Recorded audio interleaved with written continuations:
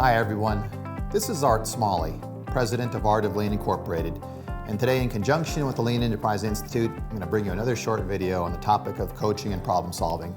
Now in previous videos I talked about a generic framework I like to use. We did a sports analogy from the world of basketball. I brought in some martial art terms and analogies that I like to use. And this time I want to do one last external example, because I think it is useful to look at the external world sometimes. And this time I'm going to go to the military.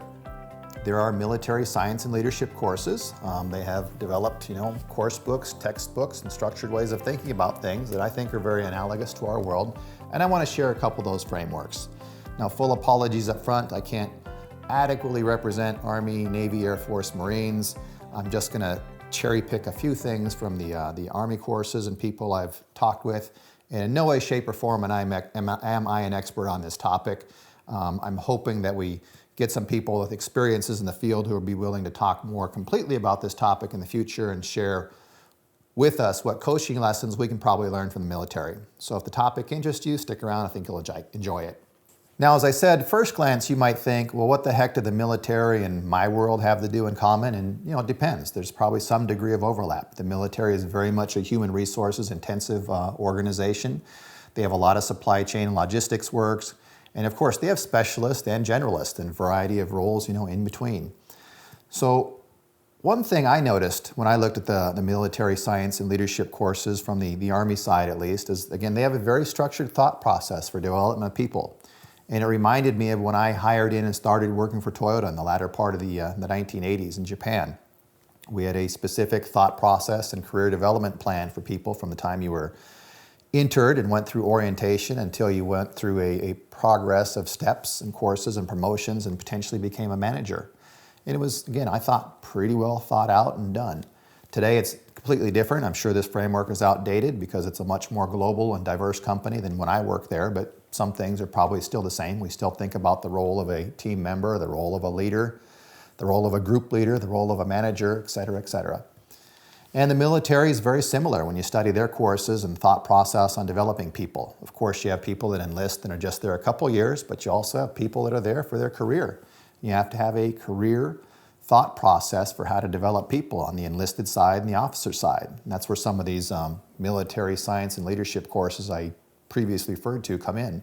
And there's many of them. I've got a smattering of them listed here on this slide. But they're just selected ones I found on the internet. There's many more than this. And a lot of the contents you're going to see are quite similar to the things that we face as leaders, coaches, and problem solvers in our everyday life. Now, in particular, the military does have various problem-solving processes and models. This is one I just picked off the internet for a combat team leader. And there are different flavors and versions of it depending upon which squad or type of group unit you're serving in and what level you're at, but this is a generic one. And look, it's a 7-step model, not too different from the 5, 6, 7, 8-step models we have in Lean. It starts off with recognition and definition of the problem. Does that sound familiar? In addition, though, I don't really want to talk about the Army problem-solving steps. That's not the framework that I was most interested in. What I found interesting is something called MDMP, which stands for Military Decision-Making Process. And they have handbooks developed just around this topic. 8-step models. Each step has many sub-steps, so it's more like 64 steps, but it's 8 steps under step 1, et cetera, et cetera. And it's a very thoughtful process for how do you go about decision-making and all the things you have to analyze and consider. And at the end of looking at it, I wish we had a lean decision-making model and process, for coaching, managing many of our situations. There are analogies. They start off by receiving a mission. Well, we receive assignments, or we can interpret our work, our purpose, our goals as missions if you want. They're not necessarily involving combat, obviously, but neither are all of the military missions either. They have to analyze missions, develop courses of actions. That's what COA stands for. Complete analysis, compare them, get approval, and then issue orders and instructions to begin processes to go forward. It's in that sense, it's not too different from what we often face as managers, coaches, and leaders. Also, interestingly, in their MSL, Military Science and Leadership courses, I found something called TLP. In their world, that stands for Troop Leadership Procedures, but I generically rephrase that as team leadership procedures for us. And again, I wish we had something like this in the lean world for coaching. What are team leadership procedures for doing problem solving or coaching? Theirs involve 8 steps, and again, many sub-steps, but they receive a mission. Okay? Receive an assignment or mission up front. And now it's about leading people. At the end of the day, the military is about leading people to assign a task, goal, or mission, like we do many of the times. And they have to follow various steps and processes, and part of that involves making tentative plans, issuing instructions like we do. They conduct reconnaissance. Well, we go and see, get the facts, grasp the situation, something called, go to Gemba, Genchi Genbutsu. It's amazingly similar at that level. They have to complete their plans after getting input from others, issue the orders, instructions, and then supervise and assess and adjust how things are going. They also have interesting 8-step training models, and their training model is just not about training. It's more about planning for training, developing the trainers, then doing reconnaissance of the site, the Gemba thing, and going and then issuing initial orders for getting started, practicing and rehearsing the training, executing the training, evaluating the training and how well it went, and then retraining and improving every aspect of it. Improve the trainers, improve the materials, improve the course delivery, improve the results you get in the field from the training.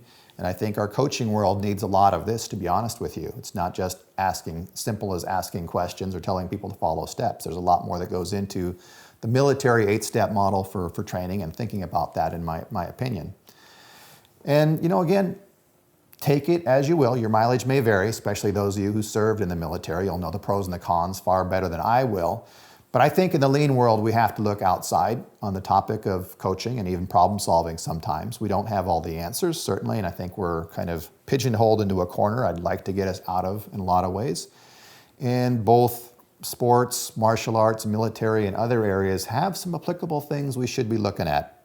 The military, for example, has a 200-year history of thinking, exploring leadership, decision-making, critical thinking, problem solving, and a variety of things. And some of their course books I find very interesting and would not be hard to adapt to our world, to be, in all honesty.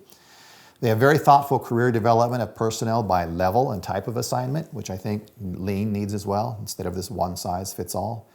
And they've been very thoughtful, and they have to because of their size, about scale and standardization of courses. So if you're something really big like a Toyota or a GE, the military does have a lot of analogies because of the scale and size of training that has to occur. The military thinks of, at the smallest unit, a 2-person firing squad, but you go up to a 6 to 10-person squad, a platoon that might have, 32 people, get up to a company with 100 people, and they have to go all the way up at the highest level, I think, to a field army where you're talking tens of thousands of people. It gets very large. They have to scale this in many cases. But because of that requirement, they're very thoughtful about training and leadership and thought processes by level because of necessity. And I think there's interesting models of thought there. They don't 100% align with lean. Obviously, there's some cross-sections and things that do align well and others that don't. But that's something we could look at, and I hope somebody explores this topic because I find the areas of the military decision-making models, team or troop leadership procedures, their trainer thoughts, and problem-solving routines quite interesting and more analogous to our world than we thought. So I hope someone's inspired by this to look into the materials, or those of you that served in the military, maybe you can step forward and help explore some of this in a lean sense better.